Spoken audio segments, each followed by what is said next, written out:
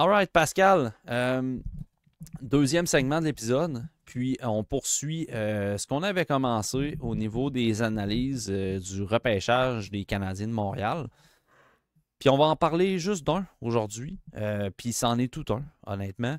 Parce que, à mon sens, dans la reconstruction des Canadiens, c'est assurément le repêchage plus charnière. C'est là où je trouve que la récolte a été le mieux. C'est pas parfait, comme n'importe quel repêchage. Mais le repêchage 2022 est franchement intéressant. Puis ça a été un repêchage très polarisant également. On se Oui, rappelle tous la saga de Shane Wright. Et pour que finalement le Canadien repêche Juraj Slafkovský au premier rang.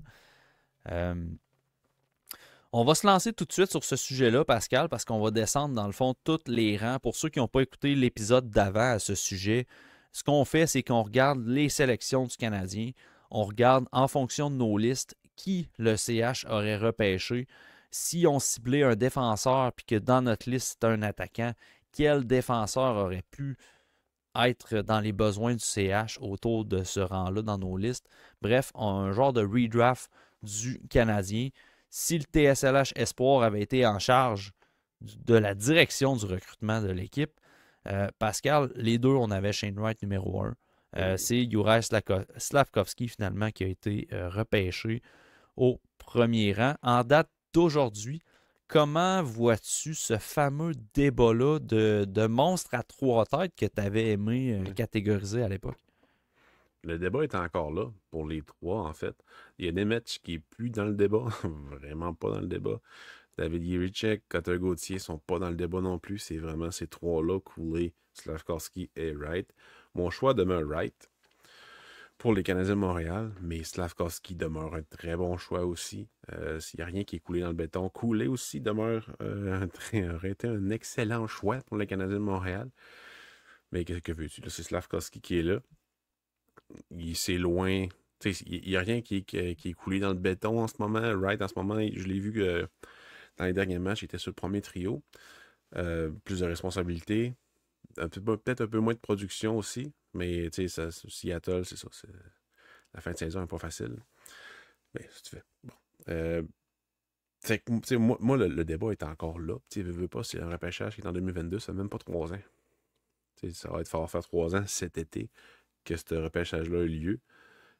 Fait que, tous les débats qu'on a eus, tout ce qui est coulé comme encre est encore très valide. Parce que les trois joueurs n'ont pas changé. Les trois joueurs sont en train de devenir ce que tout le monde, pas juste nous autres, voyait. Wright est meilleur ce que ses dénigreurs disaient de lui. C'est pas qu'il m'impressionne, mais je suis content de sa saison jusqu'ici, de son développement. Il a pris quelques virages un peu spéciaux, mais avec l'année manquée à 16 ans, on peut comprendre tout ça, qu'il avait besoin de peut-être un peu plus de temps qu'on pensait.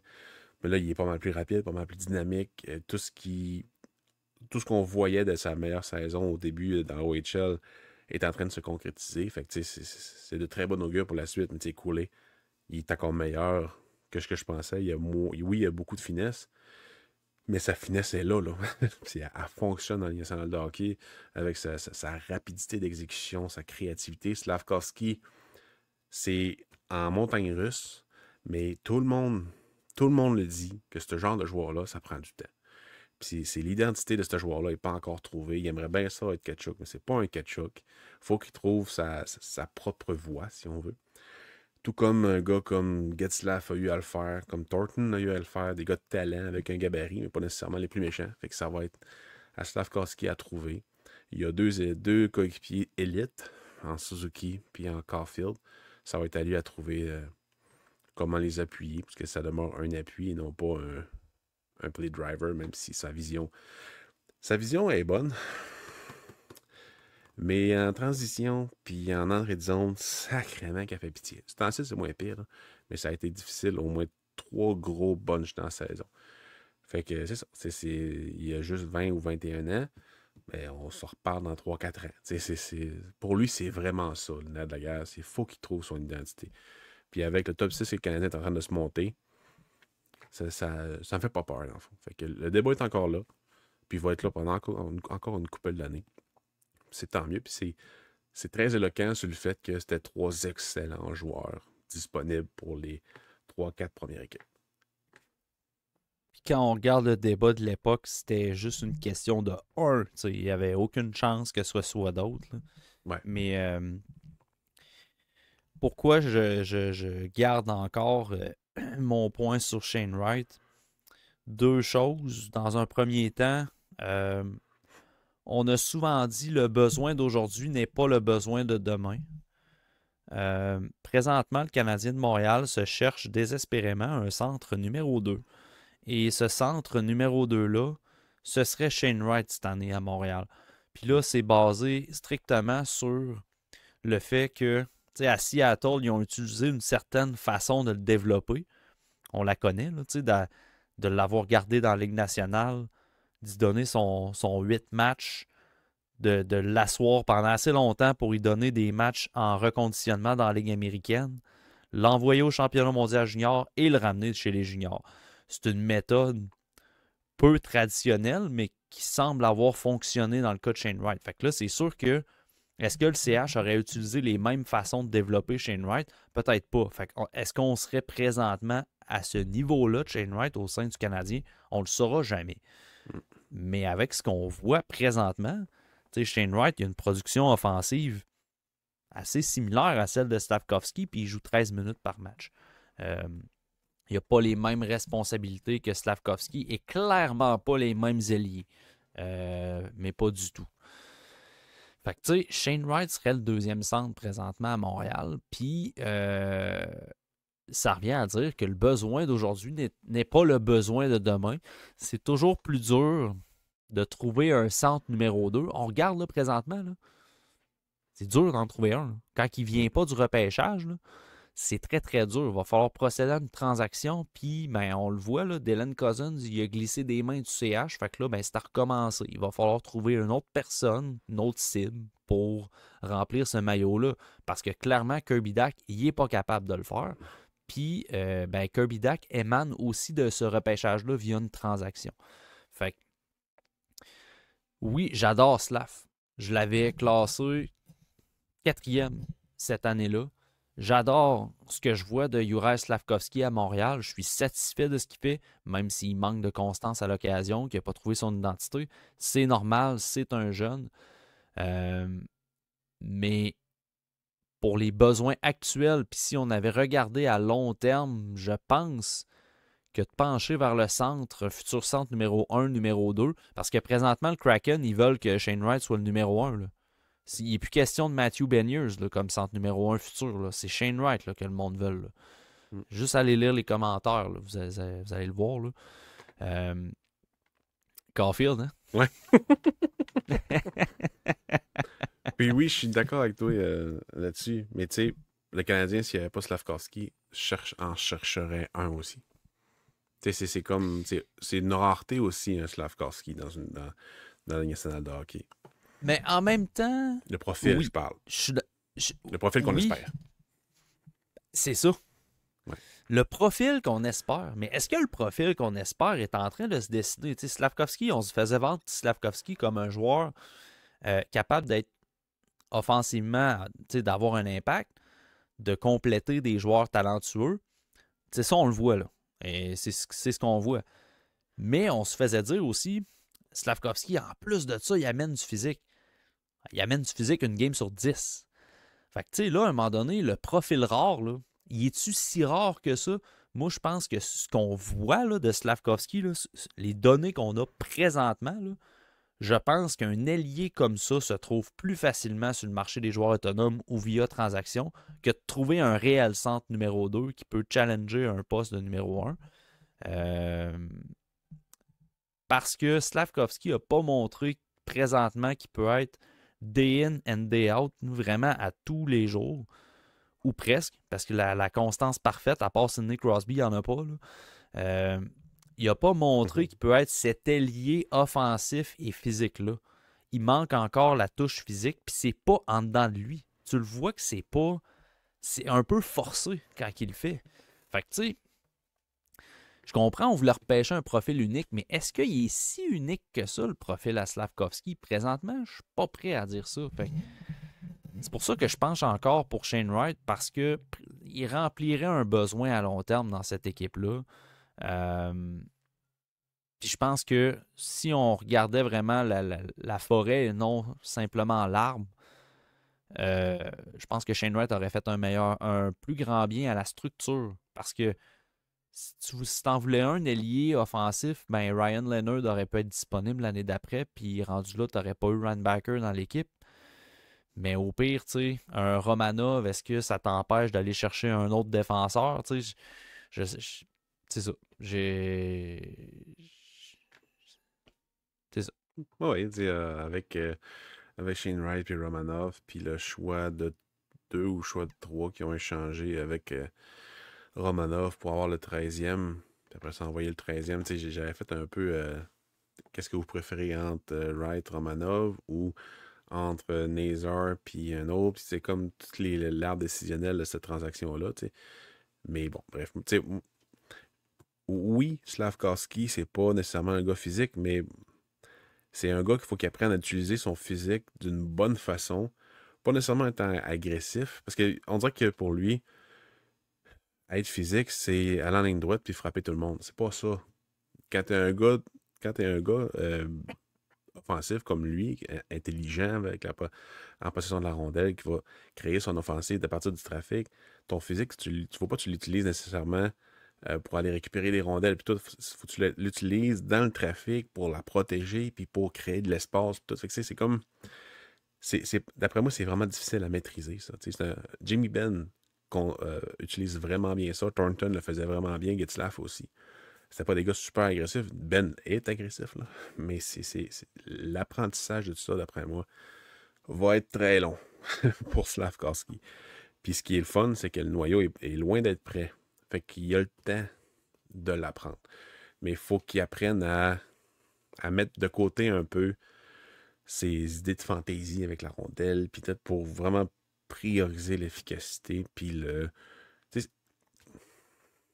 c'est pas genre de jouer de troisième trio comme un gars de troisième trio, comme un Josh Anderson, mais avec du talent.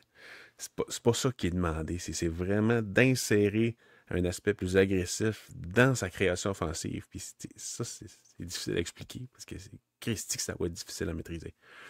Fait que moi, il n'y a personne ici qui abandonne sur Slavkovski. On est tous contents qu'il soit là quand même. Non, c'est vraiment pas le but de la discussion. Là. D'accord avec. Non, ça, je suis d'accord avec toi que je crois que Wright permettrait aux Canadiens d'avoir une colonne vertébrale un peu plus longue qu'en ce moment. Puis avec une défensive, avec Romanov, peu importe ce qui est arrivé, il était sur le marché probablement. Là. Peu importe ce qui est arrivé, je pense si on considère juste Wright Suzuki comme 1-2, même s'il était de profil similaire, ben oui, ça aurait été une offensive, un top 6 en tout cas, vraiment, vraiment intéressant. On verra bien ce que ça va donner. Là, c'est encore une belle discussion. Je pense que ça va être une discussion assez intéressante pendant vraiment longtemps. Mais si tu cherchais un centre vraiment différent, là, Cooley aurait été vraiment différent de Suzuki. Cooley aurait été une excellente option aussi, mais je pense pas qu'il était dans la discussion pour les Canadiens. Je pense que Cooley, c'était facile de se dire que ce gars-là, il allait peut-être devenir un ailier au final dans une équipe où la structure du centre est vraiment, vraiment établie puis solide. Fait que je pense que le clear-cut joueur de centre, là, lui c'était clair, c'était écrit dans le ciel qu'il allait être un centre, c'est Shane Wright. C'est pour ça que je m'attarde à lui. Puis tu sais, ça c'est une autre affaire. Là. Ah, mais tu sais, on peut pas repêcher Shane Wright. On a Nick Suzuki, puis c'est un profil similaire, puis on a déjà Nick Suzuki. Mais en même temps, on était prêt à dire que Nick Suzuki, c'était pas un centre numéro 1. Fait que tu sais, rendu là, on le regarde cette année. Là. Je suis bien désolé, là, mais Nick Suzuki, c'est un centre numéro 1. Puis si Shane Wright il a un profil similaire, ben, tu te retrouves avec 2 joueurs de centre sur ton top 6 qui est point per game. T'es pas mal pris. Là. C'est 2 joueurs, pas genre 100% pareil, mais ils ont tous les deux un excellent tir. Je pense que Wright est encore mieux. Wright a amélioré beaucoup son pace. Suzuki il est capable aussi d'avoir un très bon pace. Ils sont capables de jouer la même place, les avantages numériques. Défensivement, ils sont solides aussi. Fait que, c'est vraiment 2 joueurs que malgré leurs similitudes, il y a quand même des différences qui font en sorte que t'aurais eu les mains pleines. Tu sais, avec Benier, ça va bien aller aussi. Là. Avec Ouais, Benier, c'est clair. Crystal, tout ce qu'ils ont dans l'organigramme, non, pas Crystal, c'est Catton. Ils ont Focus, Catton. Catton. Fait que ça va être vraiment intéressant à suivre aussi, sa progression avec tout le monde de talent qu'il y a. Mais c'est ça. J'aurais bien aimé aussi l'avoir dans l'organigramme, évidemment. Ouais, puis tu sais, moi, ce qui me fait rire dans ce fameux débat-là, parce qu'il va être éternel, là, Oh oui. Shane Wright ou Slavkovski, là, surtout dans l'entourage montréalais. Là, Ça va être aussi long que mais Alak Price. Maintenant, ça va se ouais, régler, mais ça va être aussi long que ça. ouais. Mais en même temps, je pense que Price avait nettement l'avantage sur Alak avec les années qui passent, tu sais, tandis que là, on regarde Wright et Slavkovski. Tu sais, les deux, je veux dire, Shane Wright à la Seattle, là, sont bien contents de l'avoir, puis ça Ben oui. fonctionne bien, puis le fit est là. Je trouve qu'ils ont très bien géré leur développement, même si au début on se posait plusieurs questions là, à ce sujet-là. Je trouve que les résultats confirment que le Kraken avait raison. Tu sais. On Mm. n'avait peut-être pas raison dans la façon qu'on l'amenait dans la Ligue nationale. Le Kraken a eu raison là-dessus. Puis on apprécie de l'autre côté Slavkovski, ce qu'il fait à Montréal. Puis je trouve qu'ils ont bien fait de l'amener à Montréal finalement, alors qu'on pensait peut-être que Laval serait une option. Ils ont cru en lui, ils ont fait confiance. Puis ils récoltent cette saison cet encadrement-là. Fait que chacun de leur côté, ça va super bien. Fait que c'est juste qu'au niveau du besoin futur, je pense que Shane Wright aurait mieux fité dans la structure du Ouais. Canadien. Puis ce qui me fait, puis tu sais, on peut closer ce rang-là là-dessus, mais ce qui me fait rire là-dedans un peu, c'est qu'on revoit cette année, tu sais, il y a plusieurs personnes qui voudraient avoir Caleb Desnoyers, tu sais, à Montréal au repêchage, mais je suis pas, tu sais, je l'ai regardé au centre d'Autron contre les Remparts, puis tu sais, je l'avais regardé aussi pendant la saison en regardant les gardiens de but, en regardant Deneau d'ailleurs. Puis je suis pas en désaccord sur ce que David Saint-Louis est venu nous expliquer sur le podcast quand il parlait du pace qui soulevait des questions similaires au pace de Shane Wright. J'étais pas en désaccord, mais pourtant, c'était quelque chose qui était hautement critiqué à Shane Wright à son année repêchage. Puis là, c'est drôle, c'est plus un problème parce que c'est Caleb Desnoyers. Fait que je trouve que l'ironie est quand même particulière. Ben, Shane Wright aussi, c'est le fait qu'il y en a qui le descendaient pour monter d'autres. Là, c'était vraiment un narratif qui a commencé vraiment intense en 2022, ça, là, qui continue encore, en fait. Là, puis en plus, Shane Wright qui va faire le dead gaze, qui va faire le staring de la mort. Genre. ça j'étais comme, le jeune, calme-toi. Mais il était immature, il avait 18 ans, si tu veux qu'on y fasse. Mais tu sais, à cette draft-là, New Jersey avec Nemetz, Philadelphie avec Gauthier, Columbus avec Yerichek, Chicago Korchinski, tu sais, c'est tous tes choix. Buffalo avec Savoy, t'as Détroit avec Casper, que ça, c'est sûr que ça allait déplaire à personne. T'sais, Casper, c'est un GOAT. Donc, tu sais, il y a quand même des choix que tu fais comme. Que moi, Gauthier, j'ai jamais été un fan. Là, cette année, je pensais qu'elle allait être mieux. Là, il commence ça va quand même bien depuis le deuxième moitié. Là. Mais c'est Nemetz, moi, je suis profondément troublé par comment il n'a pas développé finalement. Incroyable. Il y a comme des informations qui disaient que. Des informations, des rapports qui disaient que c'était un gars two-way. C'est pas un gars two-way, ce gars-là. C'est vraiment un gars offensif de transition. Puis ça fait juste se confirmer de plus en plus à mesure qu'on le voit en Amérique du Nord. Défensivement parlant, il est dégueulasse. Ça va vraiment pas bien. Offensivement parlant, c'est pas encore là. Mais bon, bref. C'est sûr qu'il.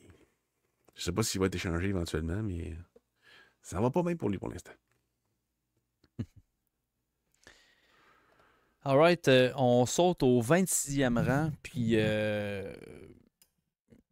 26e rang, le Canadien a repêché Philippe Mézard.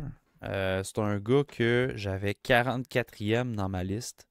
Tu l'avais 48e dans ta liste. C'est pas un gars qui plaisait énormément au TSLH Espoir. Fait que clairement, il aurait jamais été repêché en fonction de la structure du repêchage, nos listes et tout. Il n'aurait pas été repêché nulle part dans les rangs par nous. Par contre, moi de mon côté, Isaac Howard était encore disponible, qui était 9e sur ma liste. Puis au 26e rang, il était encore disponible. Finalement, il a été choisi 31e par le Lightning de Tampa Bay. Et Pascal, toi, tu avais Brad Lambert encore Oui. disponible, qui était au 10e rang de ta liste, puis qui est sorti 30e finalement. Je pense que c'est pas d'être chauvin de mentionner qu'on se serait pas trompé dans cette sélection-là. Là. Les deux, peu importe lequel on aurait choisi. Là. Ouais, tu sais, il y a rien de cané pour ces deux joueurs-là encore, mais au niveau de leur progression, c'est beaucoup mieux que Méchard à date. Tu sais, au niveau de la valeur de ce choix-là, tu sais, Méchard, quand il a été choisi, automatiquement, le 26e choix a droppé de 90% de sa valeur qu'il avait avant la sélection. Puis ça fait juste empirer depuis ce moment-là. Lambert et Howard. Je crois que Howard, sa value, c'est pas un joueur que j'aimais beaucoup, Howard. Je pense que sa value a comme baissé un peu, puis là, a remonté, parce que ça a vraiment bien été cette saison. Tu sais, chapeau bas. Vivement le transfert d'université, on va se Oh le oui, dire, parce que ces premières années dans la NCAA, là, moi, j'étais en train de m'arracher tous les cheveux de la tête, puis si mon c'est ça. servant me le remet encore dans la face, comme quoi j'ai pas été assez patient, là, mais moi, j'adorais Isaac Howard à son année repêchage. Il était 9e, puis c'est pas pour rien.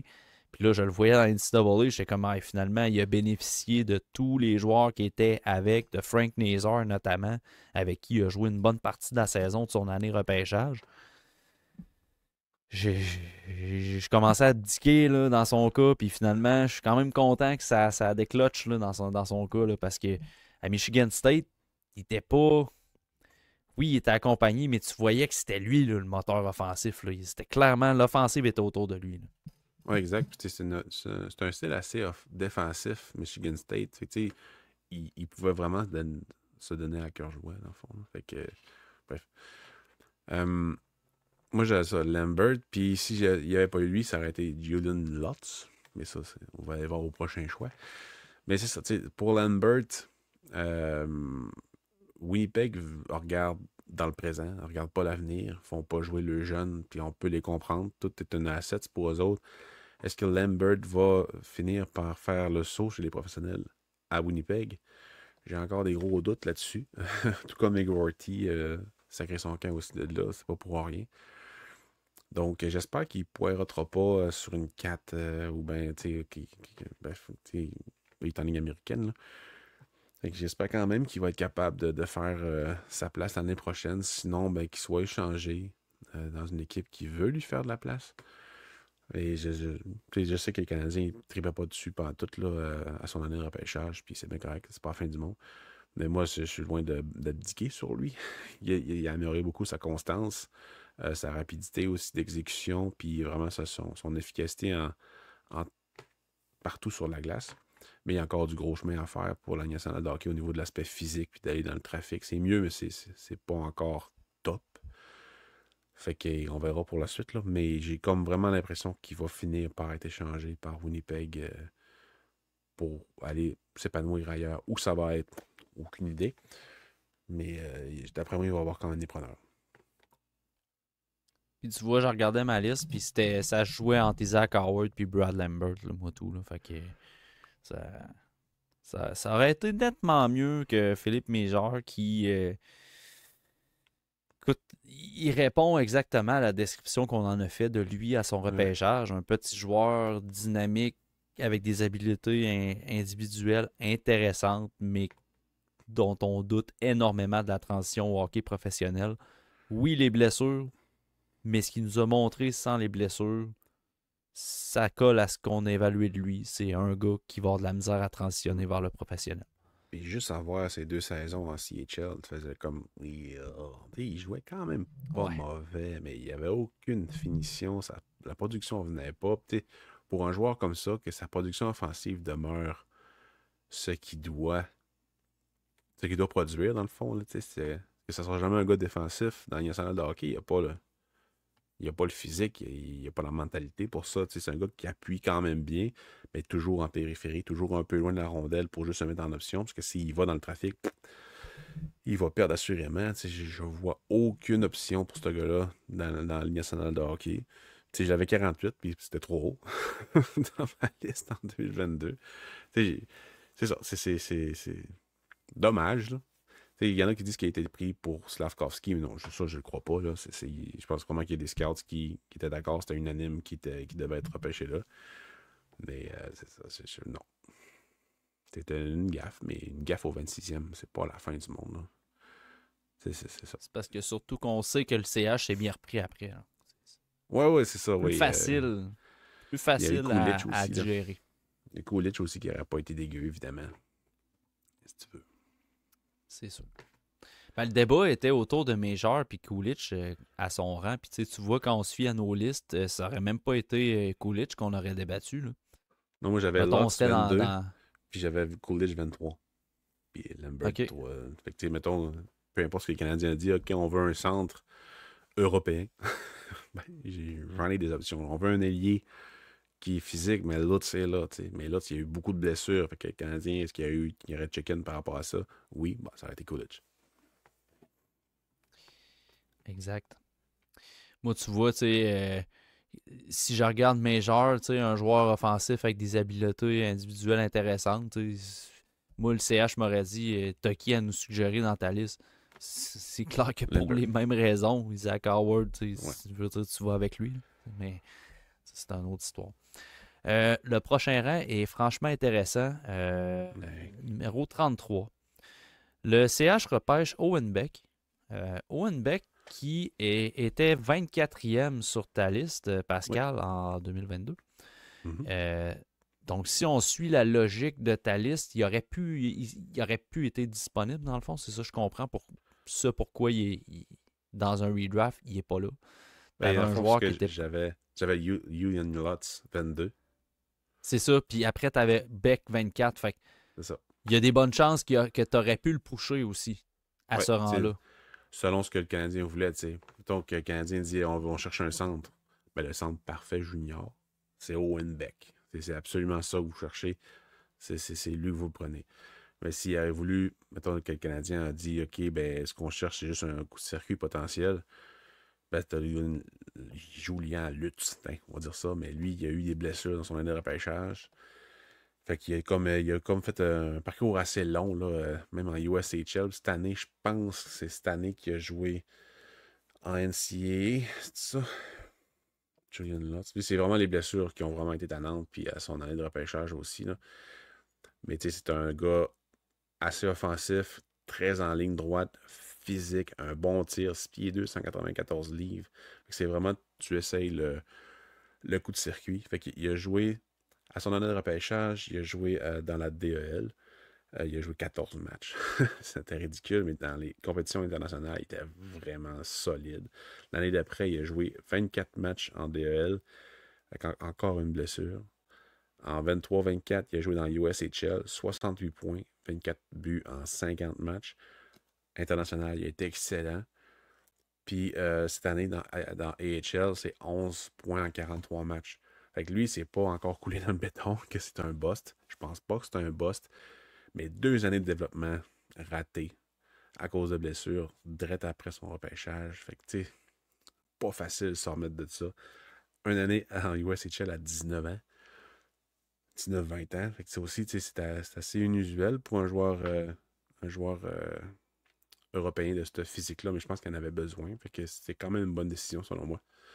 Fait que là, on verra l'année prochaine s'il augmente, puis peut-être qu'il va jouer dans la Ligue nationale. Là. Il est avec Utah, dans le fond. Fait qu'ils ont de la place, là. On verra bien. Mais peut-être un autre gars aussi qui pourrait échanger pour un gars de bas d'alignement ou un défenseur. Là. Ça ne m'étonnerait pas pantoute que ce soit le cas. Mais c'est ça. Si le Canadien avait les reins pour essayer un gars qui était blessé son année de repêchage, ça aurait été Lutz. Si c'était un centre, c'est sûr que ça aurait été Beck qui était tout de suite après. Moi, dans mon cas, je vais devoir un petit peu braguer. Au 33e rang, j'aurais repêché Lane Hudson en fonction de ma liste. Yeah! Yeah! Écoute, on n'aurait pas eu Owen Beck, mais on aurait eu Isaac Howard puis une option au centre que j'aurais privilégié en bas. Là. On va y revenir. Là, mais moi, Lane Hudson, 25e sur ma liste finale en 2022. On le sait, il aura fini par être repêché au 62e rang. Oui. Si je me fais à ma liste, c'est le gars que j'aurais poussé pour repêcher 33e. À voir le Canadien, ils ont décidé d'y aller avec un attaquant. L'histoire nous fera comprendre qu'ils voulaient étirer leur chance parce qu'ils voyaient Lane Hudson comme un first round, comme un choix de première ronde, mais ils se disaient il va descendre, il va descendre, il va descendre. Fait on a parié sur sa sortie, sa disponibilité au 62e rang, puis finalement, ça aura bien fonctionné. Là. Mais tu sais, moi, en fonction de ma liste, c'était 33e. Si on arrive au repêchage et on me dit, écoute, il faut que tu me montres un joueur de centre intéressant, bon sur les deux côtés de la patinoire et capable d'être également une menace en offensive, Owen Beck était disponible aussi. Fait que On le met ça n'aurait tout pas au changé Beck, là. grand-chose. Peut-être on l'a connu un peu plus sur la fin de la saison. C'est à partir du milieu, mettons. Il y a, moi, c'est Servant qui me l'a comme vendu. C'est Simon Servant du TSLH Espoir qui me l'a vendu. Chapeau bas à lui. Puis c'est vraiment en augmentant mon nombre de visionnements que j'ai comme compris un peu ce qu'il voyait en lui. Puis j'étais d'accord dans le fond. Fait qu'il il a augmenté dans ma liste exponentiellement. C'était pas pour y voler son take. C'était vraiment, à l'interne, des fois, on va se parler de joueurs. Puis mon je connais pas. Ben, ouais, c'est ça que tu as vu de lui. Ben, on se fait confiance un peu. On va aller valider. Puis quand non, t'as raison. T'as vraiment raison. Fait que c'est ça. Des fois, il faut constamment se remettre en question. Pas dans ce métier-là, mais dans cet exercice-là, de faire une liste dans l'évaluation d'espoir. Puis ça a été exactement ça pour lui. Owen Beck, je l'ai vu sur le tard parce que Simon, il en avait parlé aussi. C'est ça. Puis, tu sais, j'ai manqué de visionnement. Est-ce qu'il aurait pu être plus haut? Je veux pas non plus cracher sur mes évaluations. Je le sais que j'avais Nathan Gaucher quand même très haut cette année-là. Est-ce que Owen Beck aurait dû être à la place de Nathan Gaucher? Fort probablement, pour vrai. Mais écoute, c'est comme ça. J'avais mes arguments à son année repêchage, puis j'étais assez à l'aise avec ça. Mais tu sais, tout compte fait, là, au 33, oui, Lane Hudson, mais j'avais Owen Beck de disponible, puis j'avais aussi un joueur qu'on va parler immédiatement après, là, de disponible, qui aurait pu répondre aussi à ce profil-là recherché par les Canadiens. Fait que je suis quand même, honnêtement, je suis quand même satisfait de. Mettons, si on m'avait dit, là, si je suis directeur du recrutement, puis il faut que je parle pour les 3 premiers choix du Canadien, puis que je suggère des joueurs, là, moi, le trio, Shane Wright, Isaac Howard, puis Lane Hudson, je trouve pas ça dégueu quand même comme récolte. Là. Non, tu peux braguer, ça me dérange pas. Moi, c'est ça, j'ai Lambert puis Lutz, il n'y a rien qui est coulé dans le béton pour eux. Mais en sachant que Brad Lambert n'était pas un joueur que le Canadien voulait, ça aurait été un autre joueur. Puis Lutz, s'il n'avait pas eu les mains solides, ça aurait été Beck. C'est ça. Moi, je suis assez confiant aussi. Pour mon évaluation à ce moment-là, je l'aime bien. Mais avec les années qui passent, il y a des affaires qui se passent. Là. C'est pas encore coulé dans le béton parce qu'on est dans 2022. Je pense que le titre du podcast, ça va être Pascal n'arrête pas de dire couler dans le béton. Mais c'est ça. 62e rang, Pascal, on le sait, là, c'est Lane Hudson qui a été choisi par les Canadiens. Lane Hudson, tu l'avais 32 sur ta liste finale, je l'avais 25. Donc, chacun, on l'avait en première ronde. Finalement, descend, il chute au 62e rang. Dans l'exercice... Ouais, oui. Dans l'exercice du redraft, selon ta propre liste, il y avait un joueur qui était disponible avant lui. Donc, tu n'as pas repêché Lane Hudson, quoi qu'il était disponible pareil au 62e. Fait que tu sais, t'aurais pu mettre ton point sur la table et dire hey, on est rendu au 62, Lane Hudson, il est encore là. J'ai le choix entre le joueur que tu as décidé de prendre selon ta liste et Lane Hudson. Je suis convaincu que tu aurais fait un plaidoyer favorable pour le défenseur. Là. Tout dépend de c'était quoi la consigne. Mais j'avais David Goyette à ce choix-là. Je l'avais 29e sur ma liste. Hudson, je l'avais 32. Puis j'avais entre les deux Calle Odelius, qui est encore un joueur que j'aime bien, mais il est genre moins 32 avec les Highlanders de Bridgeport, je pense, dans la Ligue américaine. Ça va pas super bien pour lui à la première saison en Amérique du Nord. C'était quand même prévoyable. C'est un Suédois. Puis défenseur suédois, c'est jamais vraiment facile. Mais bon, bref. Moi, David Goyette, c'est encore un espoir que j'aime bien. Il t'a coaché la Valley cette saison. Ça n'a pas été super facile non plus, mais c'est un gars très offensif de possession de rondelles. Fait que c'est sûr que le step à la ligne américaine n'est pas facile. Fait que c'est Canadien. Si le Canadien aurait dit ben, ce qu'on veut, c'est un moteur offensif, c'est pas Khalil Delius le moteur offensif. Ça aurait probablement été Leon Hudson que j'aurais mis mon point sur la table. Mais ma liste dit Goyette. Ma liste dit Khalil Delius. Fait que théoriquement, ça aurait été ces deux-là. Tout dépend du DG, qu'est-ce qu'il dit. Qu'est-ce qu'il veut pour ce rang-là. Fait que ça, on le saura jamais. Mais c'est ça. Quelqu'un me disait, mettons un autre scout aurait dit écoute, moi, ce joueur, c'est Leon Hudson, c'est unique. Je dis oui. Ce qu'il fait dans le national de hockey, même si c'est malgré son gabarit, je pense qu'il pourrait faire ça. Oui, prenons-le. Ça n'aurait pas été un problème, mais c'est assez facile d'arriver par après. Mais ce genre de. Pas de take-là, mais d'évaluation. Parce que moi, Hudson a commencé 26 au début de l'année. Il a baissé à 30, il a baissé à 32. Malgré tout l'amour que j'avais pour ce joueur-là, il a baissé à cause du gabarit puis du risque qu'amenait son type de jeu par rapport à sa projection dans le national de hockey. Puis des gars comme Khalil Delius, qui avait un meilleur gabarit, et David Goyette, qui était un attaquant, fait que c'est plus facile généralement à projeter, ont monté dans ma liste pour le dépasser. Puis ça fait partie de la case d'expérience, à mettre dans la case d'expérience de tu vois que ce gars-là est unique, tu vois qu'est-ce qu'il amène est incroyable, ben mets-le en conséquence à ta liste. Parce que tu sais, des fois, je dis souvent que quand tu aimes un joueur, c'est pas la course de qui le met le plus haut par rapport aux autres, c'est qui le met à la bonne place. Mais le contraire est vrai aussi. C'est pas, tu l'aimes, mais tu vois les risques. Il faut que tu arrêtes de le baisser. Il faut que tu le mettes à la bonne place par rapport aux autres, par rapport à ce qui a été évalué, malgré les risques. Puis c'est un gars, un gars comme Leon Hudson, le mettre dans une liste, c'était quand même difficile à ce niveau-là. Parce que c'était un très bon programme. Très, très, très bon programme américain cette année-là, avec Cooley. Puis malgré tout, c'était lui le meilleur joueur. Fait que c'est ça. Ben, égalité peut-être avec Logan Cooley, à mon avis. Là. Fait que c'était pas facile de le placer. Mais c'est dans ma case d'expérience, absolument. C'est pas pour rien qu'on l'aimait tous, puis que ce qu'il fait en ce moment. Donc, on apprend de toutes nos sélections, puis c'est ça. Pour le 62e rang, ben, tu sais, moi, dans mon cas, Leon Hudson est déjà sorti au 33e, donc forcément, j'allais avoir un autre joueur à cibler. Il y a deux Ouais. Tucker Robertson, moi, selon ma liste, ouais. sortait au 62e rang. Puis, tu sais, je parlais dans le rang d'Owen Beck, tu sais, que j'avais Leon Hudson et Owen Beck disponibles pour le 33e. Je serais allé pour Leon Hudson si on me demande un joueur de centre, Owen Beck, mais en même temps, je regarde ma récolte et je me dis, tant qu'à prendre Owen Beck puis perdre la chance d'avoir Leon Hudson, je vais prendre Leon Hudson au 33e puis je vais me rabattre sur Tucker Robertson que j'avais au 29e rang. Owen Beck était 30e sur ma liste.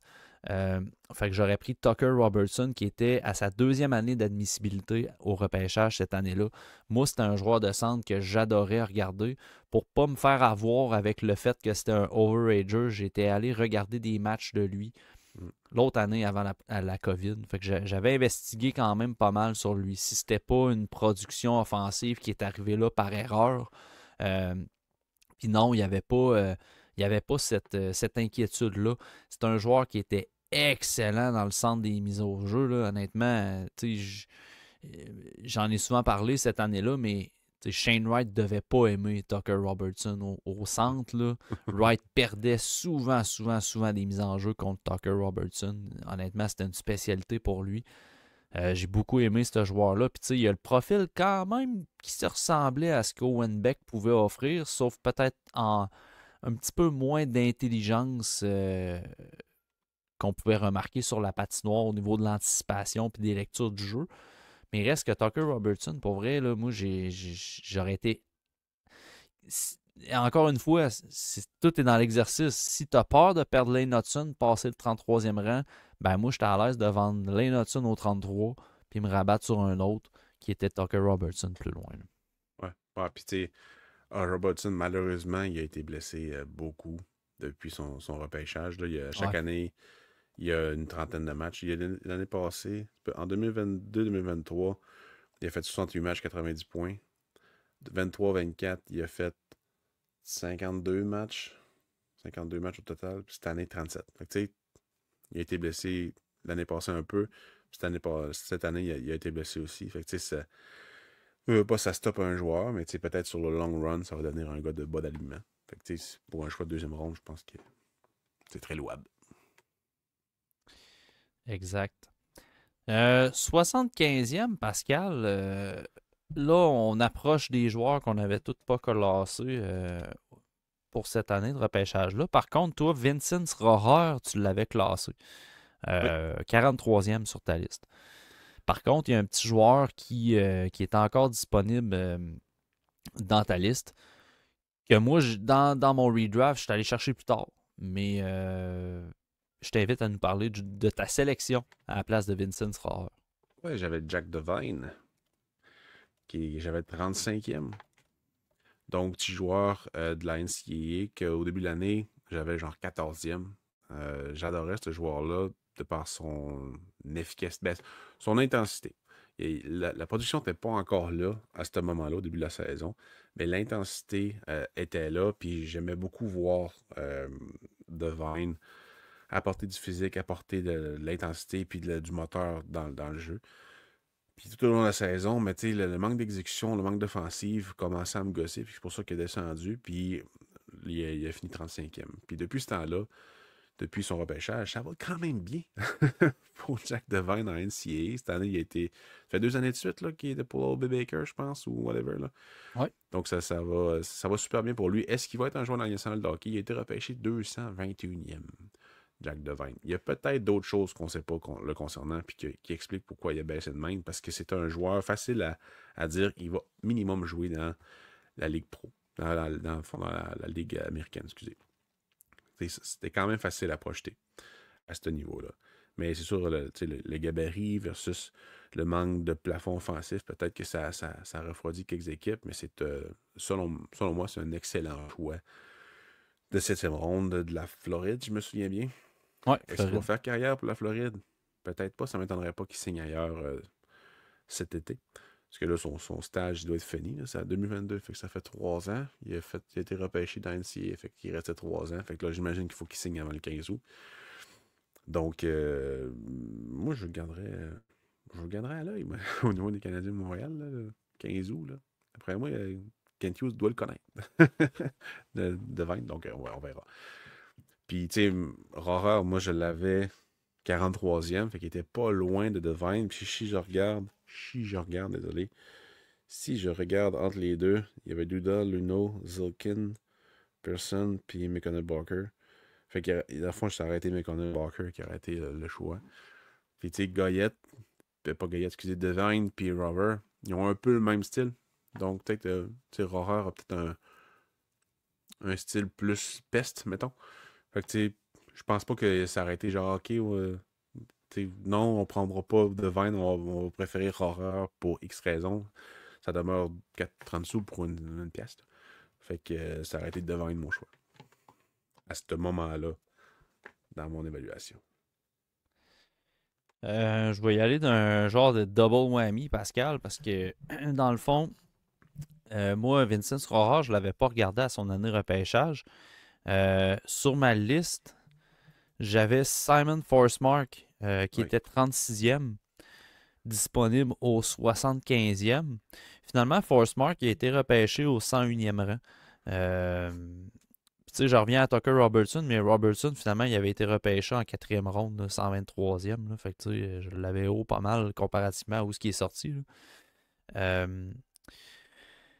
Simon Forsmark, pourquoi je fais un double whammy? C'est parce qu'au 92e, le CH repêche Adam Engstrom. Puis honnêtement, Forsmark et Engstrom, au niveau de la production dans SHL, c'est très similaire. C'est des défenseurs bon avec la rondelle, pas trop physique, mobile, qui utilise l'espace, puis qui pote une vingtaine de points par année dans SHL. Fait que c'était des... Tant qu'à repêcher Engstrom 92e, Forcemark aurait été encore disponible, puis moi au 92e, j'ai Jack Devine. Fait que tu sais, mettons qu'on les inverse parce que Rohrer, c'est un profil, comme tu le dis, similaire à Devine. Puis mon DG me dit, hey, trouve-moi un attaquant avec l'énergie et tout ça. J'aurais fort possiblement offert Jake Devine à la place de Vincent Rohrer au 75e. Puis le rang d'après, au 92e, quand on voit Adam Engstrom être sélectionné, mon DG m'aurait dit, trouve-moi un défenseur avec un tel profil et tout ça. Ben, j'aurais offert Simon Forcemark. Il était encore disponible. Fait que, tu sais, pour suivre un peu ma logique, je vais faire apparaître le tableau là, de nos choix à l'écran. C'est pas grave si vous voyez les prochaines sélections. On s'entend que c'est des sélections de fin de repêchage. Là.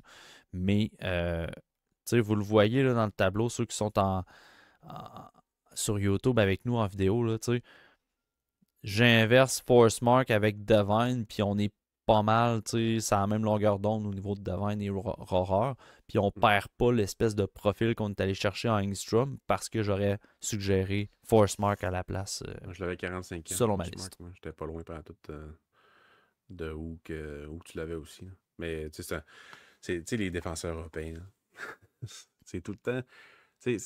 Ça fait partie aussi de la case d'expérience des défenseurs européens qui ont une mobilité correcte, qui utilisent bien l'espace, qui sont intelligents.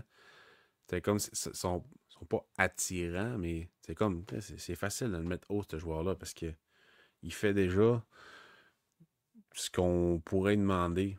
Mais tu sais, même la SHL, des fois, quand tu le vois un peu à SHL, puis ça va quand même bien. Donc, peut-être qu'il pourrait, mais il arrive ici, puis c'est comme, c'est pas facile. T'sais, Engstrom, je pensais que ça allait être un peu plus facile dans la Ligue américaine, mais ça va quand même bien, mais il fait des erreurs assez solides, là, qu'on voyait pas beaucoup en SHL parce qu'il y avait beaucoup d'espace. Puis c'est cet espace-là qui est vraiment trompeur chez les défenseurs de la SHL puis de la J20 nationale. Là. Fait que tu sais, c'est un exercice le fun pareil. Sérieusement. Ouais. J'aime bien ça, sérieux. Puis au 92, comme moi je disais, Devine, Forcemark, ils s'interchangent quand même pas mal. Toi, au 92, tu avais Bryce McConnell-Barker, selon ta liste. Oui, il était repêché 97e. Il a commencé cette année sa première saison dans la Ligue américaine de hockey. Puis il a eu 15 points dans 60 matchs là, pour le Wolfpack. Fait que, il y a beaucoup de joueurs de ce repêchage-là qui ont eu leur première saison dans la Ligue américaine cette année, puis c'est tout entre 10 puis 20 points. C'est juste pour prouver à quel point Nelson est insane. Il bat des saisons records à son première année professionnelle. Bref. Fait que c'est ça. L'année passée, McConnell Barker il a joué dans la OHL pour Greyhound, sous Greyhound, puis il a fait encore un.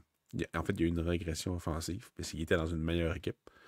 Donc, moins de responsabilités au niveau de son équipe. Ils ont eu un long run en série, puis en série, il y a 15 points en 11 matchs. Ça a quand même bien été, mais là, dans AHL, c'était plus difficile. Il joue dans le bas de l'alignement, fait que ça va être un projet de 2-3 ans avant d'atteindre la Ligue nationale de hockey, si jamais il atteint la Ligue nationale de hockey.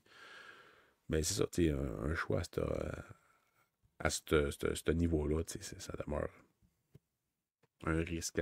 C'est même pas un risque, en fait. Là. Il joue dans le pro. Fait que, à mes yeux, un choix 92 qui joue dans la Ligue américaine de hockey puis qui t'amène du jeu dans la Ligue américaine de hockey, ça demeure un succès.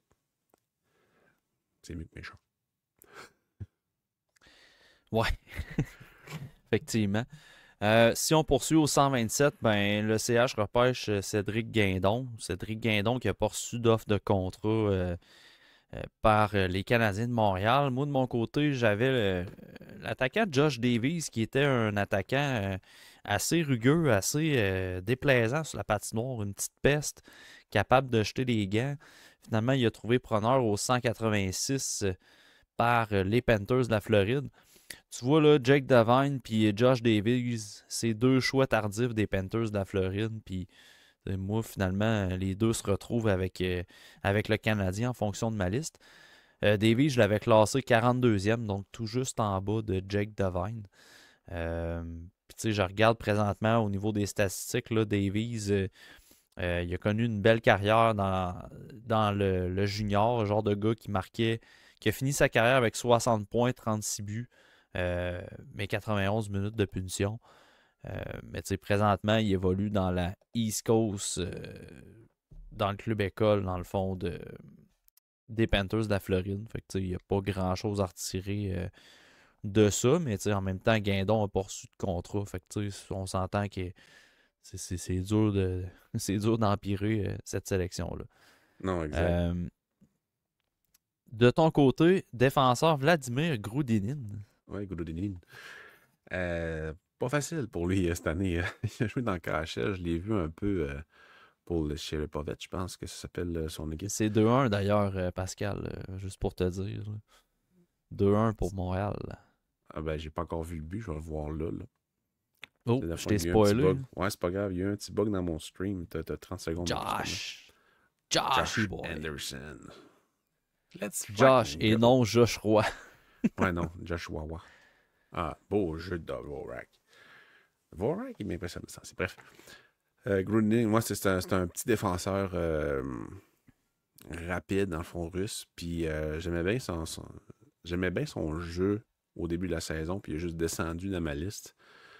Regardez, à moins que je me trompe avec l'autre de l'année. Ouais, c'est ça. Au début de la saison, je ne l'avais pas vu. Mi-saison 38. Après ça, baissé 49. Alors, je me trompe avec le défenseur russe de l'année d'après, qui a été repêché par le Colorado. Je ne me rappelle plus son nom. Bref, c'est pas grave. C'est ça. Fait que moi, si ça avait été un avant. C'est Gouliaïev. Merci. Exactement ça. Fait que ça, j'étais.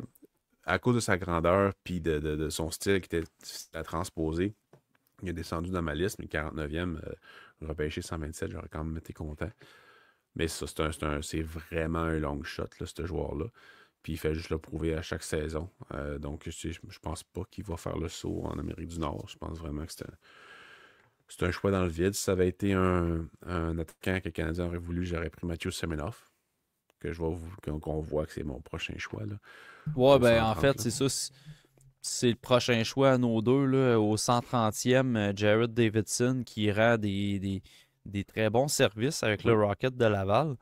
Fait que, c'est aucunement regrettable comme sélection. Nous autres, on avait en fonction de nos listes Matthew Semenoff que j'avais 59 et que tu avais 56 dans ta liste personnelle.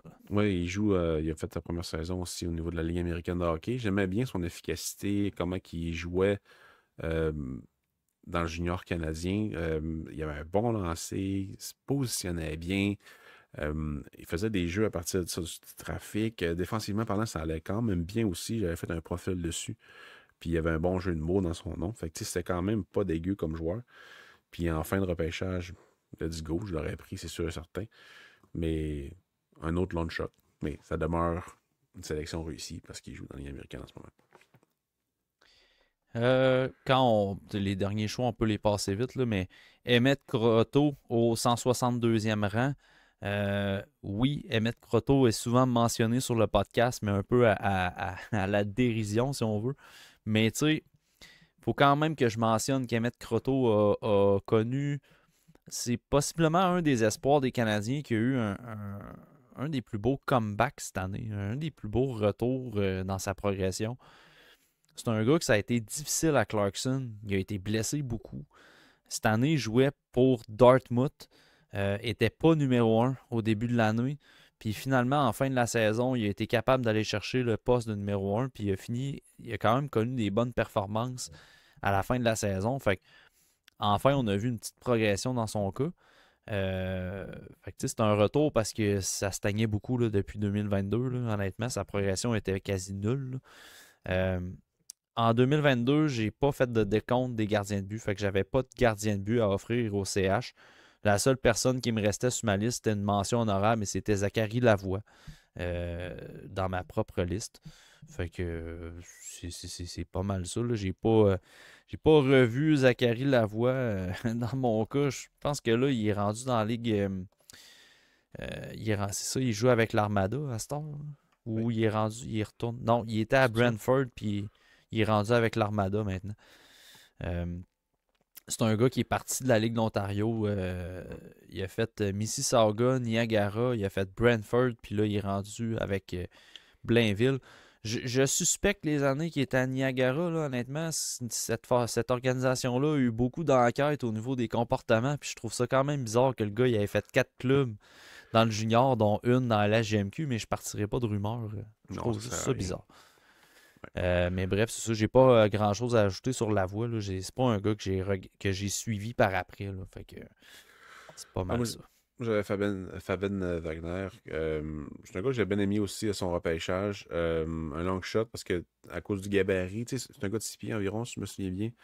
Il était bon dans les deux sens, amener de l'offensif par l'extérieur, mais ça demeurait quand même un gars qui avait pas de qualité élite, là. Fait que c'était assez spécial mettons, de dire que c'était un futur top 9 là. Mais il a joué dans SHL cette année, ou bien, en tout cas, il a joué dans la Ligue américaine cette année, une dizaine de points.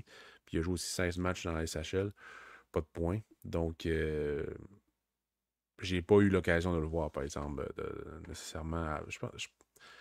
Il joue pour le Moose du Minnesota, fait que je pense que je l'ai vu un petit peu, mais pas assez pour me dire. J'ai pris des notes mentales, mettons. Il ne fera pas partie de mon top 100 2025, 2026, mettons. C'est des 100 meilleurs espoirs repêchés, là. On se lancera pas on mentira pas. Mais c'est ça. C'est des longs shots à ce niveau-là. Fait que c'est pas. Petri Nurmi, ça en est un aussi. Miguel Tourigny, c'est un long shot aussi. Jared Davidson, ça en est un. Dans la série, je l'avais vraiment aimé, Davidson. Il n'avait pas été classé, là, parce que c'était overage, je me souviens bien. Mais Voilà. voilà. Exercice toujours plaisant à faire. Repêchage 2022, ça a été un repêchage qui a été polarisant, comme je mentionnais au tout début. Euh, Moi, personnellement, là, pour avoir fait, ceux qui sont en vidéo, les tableaux que vous voyez à l'écran, je les ai déjà faits pour les autres repêchages. Fait que j'ai pu regarder un peu mon propre rendement là, au niveau des sélections. Je trouve que le repêchage 2022, c'est pas mal l'année où ce que, pour le CH du moins, là, si je me mets à la place du recrutement du CH, je trouve que c'est l'année que je me suis le mieux démarqué là, parce que les joueurs qu'on a ciblés dans certaines rondes, j'en avais des profils similaires disponibles, puis on aurait pu jouer, comme je mentionnais tantôt, entre Robertson, Hudson, Forsmark, Devine. Fait que je trouve quand même que ça a bien été dans mon cas quand on se fie à la sélection du Canadien. Là. Fait que plus tard, je pense que c'est 2023. Là. 2023, c'est pas vargeux ma sélection, je vous le confirme déjà. Là. Ben, moi, je suis assez content de 2022 aussi, justement, si on ajoute le Canadien veut tel joueur. Mais même sans ça, Wright, Lambert, Lutz, Goyette, Devine, puis les restes, c'est tous des joueurs ou presque qui ont joué dans la Ligue américaine de hockey. Donc, à mes yeux, c'est des réussites, ce genre de joueur-là. Fait que, même Norlinder, mettons, pour le Canadien de Montréal, à mes yeux, ça demeure une réussite parce qu'il a joué quand même dans la Ligue américaine de hockey. Oui, il n'a rien donné dans la Ligue nationale, mais il a même joué dans la Ligue nationale de hockey. C'est encore plus une réussite. Mais c'est ça. Fait qu'on verra bien. Mais moi, 2023, j'avais pas beaucoup de joueurs. Les Canadiens, il y en a plein que je m'en foutais un peu quand ils les ont sélectionnés. Mais je suis quand même confiant que ma liste est intéressante. Puis en 2024 encore plus. Mais ça, c'est des repêchages assez récents. Fait que cet exercice-là, ça demeure récent. Fait que c'est pas nécessairement un redraft, mais c'est comme, voici ce que ça aurait été les joueurs. Puis on peut commenter quand même avec ce qu'on sait. Mais 2023, le Canadien s'annonce quand même bien. Au moins 3 sélections là-dedans qui s'annoncent quand même bien là, pour la suite des choses. Le reste, on verra. Là. Puis 2024, ben là, c'est ça. Demi-d'off. Ça change tout. Moi, je te confirme que 2023, j'ai plusieurs X, Ah, puis moi aussi, j'en ai 4. il aurait fallu. Non, ah non, c'est vrai, non, c'est toi en 2023 que tu as des X. Moi, j'en ai pas. Parce que c'est l'année que j'ai repêché les goalers. Fait que je peux combler avec des gardiens. C'est pour ça. Je peux nommer des joueurs qui auraient été, mettons, disponibles puis que je pourrais dire, oh, celui-là, ça aurait été bon, mais si on suit à ma liste, ben, ils sont pas là. Là. J'ai Non, pas de c'est ça. joueurs dans ma liste Exact. à partir du 133. Yes. All right. Donc, merci beaucoup aux membres Patreon qui étaient là avec nous. On rappelle, demain, mercredi 9 avril, première pratique de Jacob Fowler avec le Rocket de Laval et aussi la première pratique de Tyler Thorpe. Faut pas l'oublier. Il y a eu une bonne éclipse qui a fait oublier cette signature-là. On va avoir l'occasion d'en reparler demain, le 9 avril, avec Jess sur le podcast. Évidemment, le podcast va être disponible possiblement avant l'épisode qu'on est en train d'enregistrer là, parce que c'est plus d'actualité. Je parle sur les plateformes publiques, évidemment. Donc, n'hésitez pas à partager les podcasts comme d'habitude, laisser des petits pouces sur YouTube, c'est super apprécié. Merci aux membres Patreon. Puis, Pascal, on se revoit dans un prochain épisode du TSLH Podcast qui, au final, on va se dire à demain. On enregistre demain encore. Demain, mec.